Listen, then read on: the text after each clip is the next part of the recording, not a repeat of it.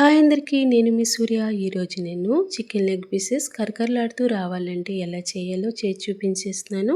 చూసి ట్రై చేయండి, చాలా టేస్టీగా ఉంటాయి. దీనికి ముందుగా ఒక మిక్సీ గిన్నె తీసుకొని దాంట్లో బ్రెడ్లు వేసుకున్నాక ఇలా పొడిలా చేసుకుని ఒక ప్లేట్లో వేసుకుని పక్కన పెట్టుకోవాలి. తర్వాత ఒక బౌల్ తీసుకుని కోడిగుడ్డులో వేసుకున్నాక బాగా కలుపుకొని పక్కన పెట్టుకోవాలి. తర్వాత ఒక ప్లేట్ తీసుకుని దాంట్లో ఒక కప్పు పెరుగు, 2 స్పూన్లు కారం, 1 స్పూన్ పసుపు, రుచికి సరిపడా salt, 1 spoon chicken masala powder, 1 spoon అల్లం వెల్లుల్లి పేస్టు, నిమ్మ చెక్క ఉండి అది కూడా నిమ్మరసం వేసుకోండి, 1 స్పూను బాగుంటుంది.